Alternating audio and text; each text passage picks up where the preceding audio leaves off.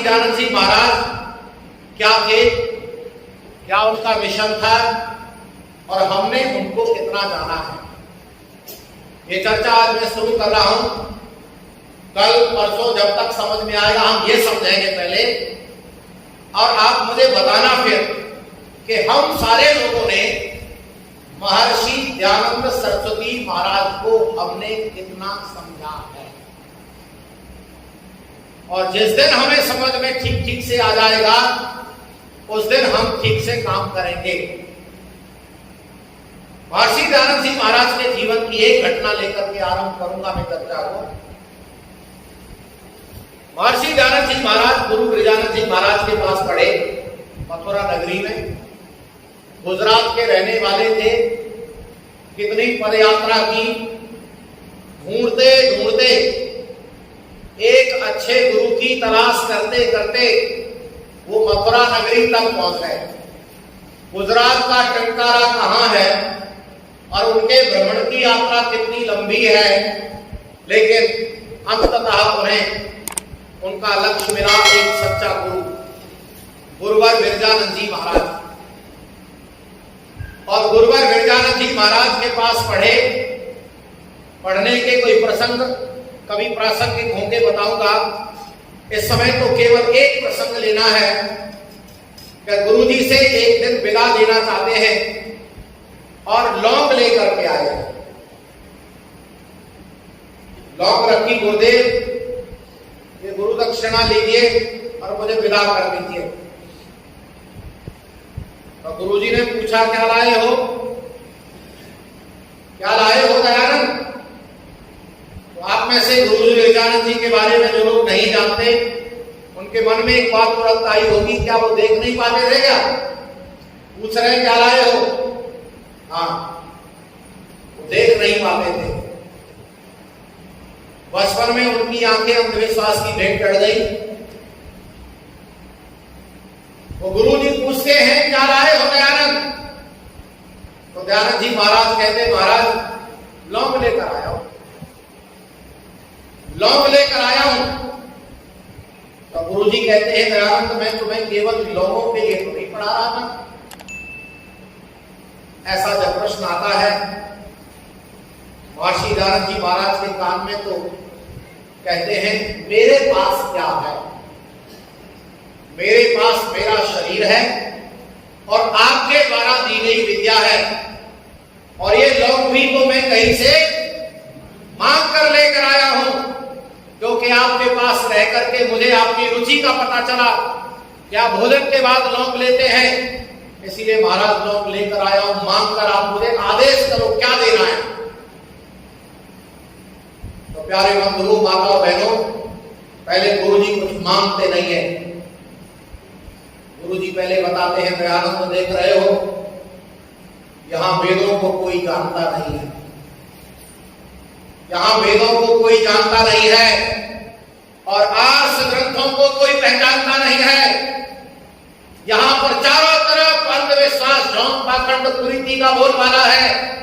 अरे तंत्र यंत्र, टोने टोटके, झाड़ फूक, डाकनी शाकनी, भूत प्रेत, मूर्ति पूजा का बवाल है। यहाँ सामाजिक अनियमितताएं हैं, चोरी डकैती, बदमाशी, व्यभिचार, दुराचार, अत्याचार, भ्रष्टाचार, घोटाले का वातावरण है।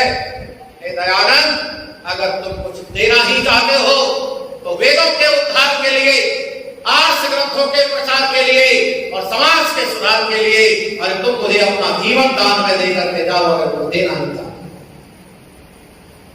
क्या मांग लिया गुरु जी ने? अपने शिष्य से उसका जीवन दान। और यह घटना आपने पहले भी सुनी होगी, लेकिन आज मैं इस घटना के अंदर क्या भाव है, क्या और लक्षित हो रहा है, माने हमें और क्या दिख रहा है, मैं आपको वो भी दिखाना चाहता हूं। पहले मैं आपको ये दिखाना चाहता हूं कि गुरुवर गिरिजानंद जी महाराज आंखों से देख नहीं पाते थे, लेकिन फिर भी उन्होंने समाज की दुर्दशा को देख लिया था। बिना आंखों वाले ने दुर्दशा देख ली थी, लेकिन हम आंख वाले होने के बाद भी नहीं देख पा रहे। भारत देश की इस समय वर्तमान स्थिति की, जोर से बोलो जरा, बहुत खतरनाक है। अगर आप नहीं देख पा रहे हो अब भी तो मेरी आंखों से देख लो। चारों तरफ आग लगी हुई नजर आएगी आपको, आग। कोई सुरक्षित नहीं है यहाँ। राजनीतिक संगठन चाहे बेशक आपको झांसा दे रहे हो सब ठीक चल रहा है, यहाँ कुछ ठीक नहीं चल रहा है। यहाँ बहुत बुरे हालात हैं और इन हालातों को गुरुजी ने उस काल में देख लिया था। और एक बात और सुनो, गुरुजी ने दुर्दशा ही नहीं देख ली थी, बल्कि हर समस्या का समाधान भी दयानंद के रूप में देख लिया। हर समस्या का समाधान, गुरुजी के मन में यह बात थी कि अगर ये सारी समस्याओं का समाधान है तो केवल और केवल दयानंद। अच्छा एक बात पता है आपको, गुरुजी के पास केवल दयानंद ही पढ़ते थे और कोई नहीं पढ़ता था? और भी पढ़ते थे। अच्छा उनसे कुछ मांगा था? उनसे तो कुछ भी नहीं कहा। क्यों नहीं कहा? क्योंकि वो जानते थे ये समाधान नहीं है, इनमें वो प्रतिभा नहीं है, इनमें वो ताकत नहीं है, इनमें वो समर्पण नहीं है। अरे दयानंद को देखा, जिसमें समर्पण है, जिसमें वैराग्य है और जिसके अंदर तर्क बुद्धि है, तो समाधान कर सकता है। गुरु ब्रजानंद ने दयानंद के रूप में समाधान देख लिया था, लेकिन हम सारे लोग लंबे समय से दयानंद के विषय में सुन रहे हैं, लेकिन महर्षि दयानंद को अभी भी हम समाधान मान रहे हैं क्या? अगर मान रहे होते तो फिर हम हर कार्य को दयानंद की व्यवस्था में कर रहे होते। महर्षि दयानंद ने कह दिया ये करो, तो हम क्या कर रहे होते? अरे हम वही कर रहे होते, हम कुछ और नहीं करते। ऋषि दयानंद ने लिख दिया इतने बजे जगो, तो हम उतने बजे ही लग रहे होते, क्योंकि ऋषि दयानंद को हमने ठीक से नहीं, अभी नहीं, उत्तरा बाद में दे देना, कल दे देना, परसों दे देना, पहले समझ लो मुझे, मैं आपको कुछ दिखाना चाह रहा हूं। अभी तो शुरुआत हुई है। ऋषि दयानंद क्या है? महर्षि दयानंद जी महाराज ने अपना जीवन दान कर दिया, गुरु दक्षिणा में दे दिया। वैसे ऐसी घटना हर वर्ष होती है, हर वर्ष ऐसी घटना कैसी कि गुरुजी से शिष्य विदा लेते हैं, हर वर्ष होती है ये घटना। और अब तो वेलफेयर पार्टी में बदल गई है ये घटना, विदाई की पार्टी में बदल गई है। बच्चे जा रहे हैं, चलो पार्टी हो जाए। सृष्टि के आरंभ से हो रही है ये घटना, जब गुरुओं से शिष्यों ने विदा ले ली। और सुनो, शिष्यों ने जब विदा ली तो गुरुजी ने गुरु दक्षिणा में कुछ नहीं लिया। ऐसे अनेक प्रसंग है भारत में, कुछ नहीं लिया, कुछ भी। और ऐसे भी प्रसंग है कि जब राज्य मांग लिया हो, मेरी गुरु दक्षिणा है, राजा द्रुपद का राज्य लेकर आओ, गुरु दक्षिणा है मेरी। कौरव पांडव गए, द्रुपद को परास्त करके ले आए। मेरी गुरु दक्षिणा है, मुझे इतना पैसा चाहिए, इतना माल चाहिए, ये चाहिए। लेकिन इतिहास में पहली बार एक पन्ना लिखा गया जब गुरुजी ने अपने लिए कुछ नहीं मांगा, संसार के कल्याण के लिए शिष्य का जीवन मांग लिया हो। अरे इतिहास में पहली बार लिखा गया, ये है कुछ नहीं लिया अपने लिए। अब आप देखो, वो बिना आंखों वाले गुरुजी महाराज ने हमारे कल्याण के लिए अपने गुरु को, अपने शिष्य को काम पे रखा है। और मैं यहां बिल्कुल स्पष्ट कह सकता हूं कि गुरुजी महाराज ने क्या विचार किया होगा। ऐसा लगता है उन्होंने विचार किया होगा दयानंद यहां के जाने के बाद पता नहीं क्या करेंगे, क्योंकि तपस्वी व्यक्ति है, अपना जीवन तो मोक्ष में ले ही जाएगा। और मैं ये बिल्कुल कह सकता हूं कि ऋषि दयानंद का जीवन ऐसा है जिनके संपर्क में आते वो सब लोगों को आनंद आता ही आता, लेकिन आर्य समाज की स्थापना होती नहीं होती। कोई जरूरी था क्या? वेद का प्रचार होता कोई जरूरी नहीं था।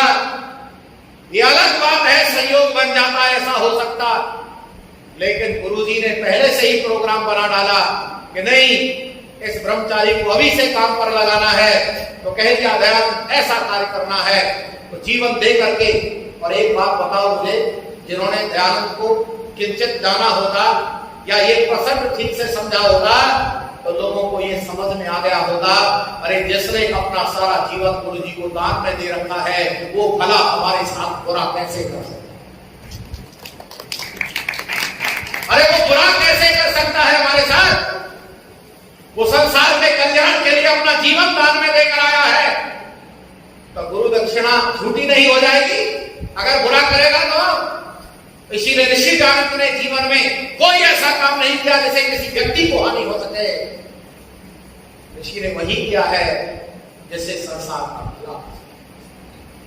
महर्षि दयानंद ने अपना उद्देश्य उसी दिन तय कर लिया था जिस दिन गुरु दक्षिणा में जीवन दिया कि अब मैं संसार का कल्याण करूंगा, अब मैं वेद का प्रचार करूंगा और वैदिक व्यवस्थाओं में वैदिक साहित्य की स्थापना करूंगा। तो यही काम किया, पूरा जीवन इसी में लगा दिया।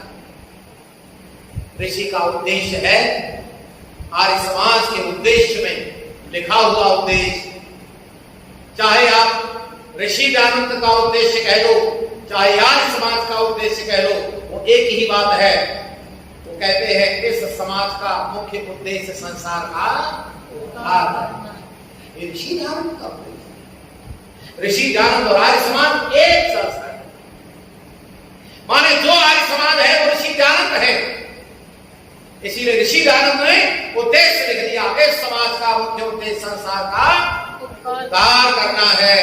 अब आप अंदाजा लगाओ हमारी आर्य समाज का उद्देश्य क्या है और हम इस दिशा में कितना काम कर रहे हैं। फिर से ध्यान देना, एक सदस्य, एक अधिकारी, इस पर ज्यादा ध्यान से चिंतन करना कि हम ऋषि मिशन पर कितना काम कर। अगर हमारे 2-4 सालों के अंतराल में भी 2-4, 10, 20, 50 लोग नए नहीं आए तो समझो हम मिशन पर काम नहीं कर। आर्य समाज के सदस्यों के घर से लोग नहीं आए तो हम मिशन पर कार्य नहीं कर रहे हैं। आर्य समाज के घरों में आर्य समाज के पुरोहित जी को ले जाकर संस्कार नहीं हो रहे तो बोलो हम ऋषि मिशन पर कोई काम नहीं कर रहे हैं। आपके घरों में अगर अभी भी पौराणिक आता है, अंधविश्वास फैलाता है, या आपके घर अभी भी पौराणिकता चल रही है तो अभी आप ऋषि दयानंद को बोलो नहीं। आप समझो, थोड़ा सा समझ लो। ऋषि दयानंद जी महाराज का उद्देश्य है संसार का उद्धार करना। एक बार किसी ने पूछ लिया था, स्वामी जी आप जो काम कर रहे हैं इससे क्या होगा, मतलब क्या चाहते हैं आप, कैसा हो जाए? तो ऋषि दयानंद ने कहा हम फिर से वैदिक काल जैसा वातावरण बनाना चाहते। बोलो जरा एक बार, कैसा?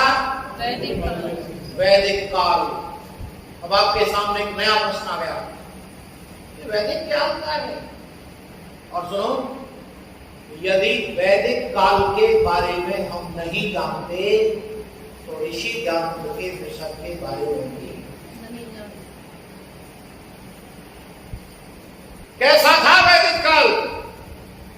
अरे वैदिक काल वह काल है जहां कोई अनियमितता नहीं होती, कोई गलत काम नहीं होता, किसी व्यक्ति के द्वारा कोई चोरी नहीं होती, कोई व्यभिचार के भाव मन में नहीं आते, सब लोग आनंद से रहते हैं।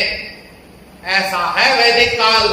और ऋषि दयानंद फिर से ही ऐसा काल बनाना। यह है ऋषि दयानंद का मिशन। यहां सब लोग आनंद से रहें, कोई किसी का हक ना दबाए, और ऐसा बनेगा। पहले तो आपको यह समझना पड़ेगा कैसा था, ये मैं कल बताऊंगा। वैदिक काल कैसा था और कैसे बनेगा, और फिर हम आपको लंबी चर्चा के साथ लाएंगे।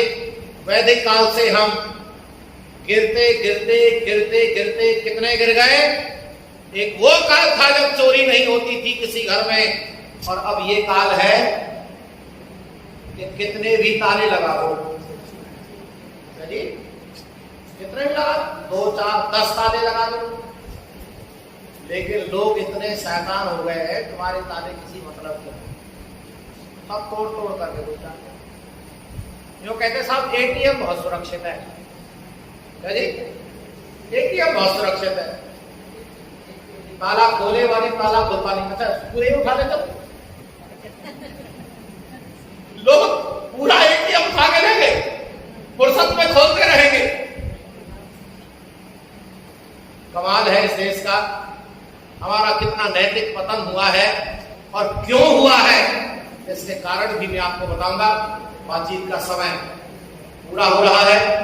मैं तो बस आपसे ये निवेदन कर रहा हूं कि आपको बस ऋषि को समझने का प्रयास करें। ऋषि दयानंद जी महाराज ने जब ये कहा कि वैदिक काल जैसा वातावरण बनना चाहिए, तो आप निश्चित मानिए आज समाज इस मिशन पर है कि हम फिर से वैदिक काल स्थापित कर दें। एक बात बताता हूं आपको भूमिका के तौर पर। वैदिक काल, देखो ये सारी की सारी जो चर्चा है, ये सारी चर्चा को मैंने 3 भागों में बांटा है, वैदिक काल, मध्यकाल और आधुनिक काल। और इसके कारण भी निर्धारित किए, वैदिक काल जो वैदिक काल है, मध्यकाल जो मध्यकाल है, आधुनिक काल में आधुनिकता क्या है। और इस वैदिक काल को भी मैंने 2 भागों में बांटा है, एक पूर्व वैदिक काल, एक उत्तर वैदिक काल। ये पूर्व वैदिक काल कैसा है? ये पूर्व वैदिक काल ऐसा है जिसमें राजा नहीं है, और उत्तर वैदिक काल है जिसमें राजा है। और राजा नहीं है तो भी प्रजा सुखी है। अच्छा आप मुझे एक बात बताओ, कल्पना कर सकते हो आपके बिना राजा के प्रजा सुखी हो सकती है? अरे बोलो नहीं? चलो एक क्षण, तो 1 आध मिनट लग जाएगा, धैर्य से काम करो। मैं अभी अभी आपको तय करता हूं कि बिना राजा के ज्यादा सुखी रह सकते हैं हम, लेकिन कब? एक झलक देख लो, एक तर्क सुन लो बस। हम सारे के सारे लोग रोड पर चलते हैं, रोड पर चलने के नियम बनाए जाते हैं। उन सारे नियमों को हम ठीक से जान लें। जानते हो, जानते हैं नहीं, बोलो जानते हो।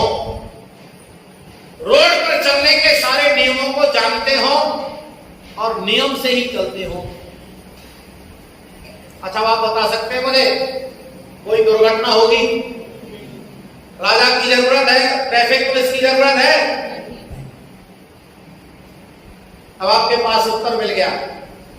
हम सारे के सारे लोग जीवन जीने के नियमों को ठीक से जानते हो। धर्म क्या है, अधर्म क्या है, पाप क्या है, पुण्य क्या है, हित क्या है, अहित क्या है, और हम सारे लोग नियम से ही चलते हो। अच्छा बोलो बदतमीजी होगी? राजा की जरूरत है? ऐसा ही कभी राज्य था वैदिक काल, जहां बिना राजा के केवल आचार्यों के बल पर चलता था, केवल गुरुओं के आधार पर चलता था। वो गुरु बड़े पवित्र होते थे जो केवल वेद का अध्ययन कराते थे।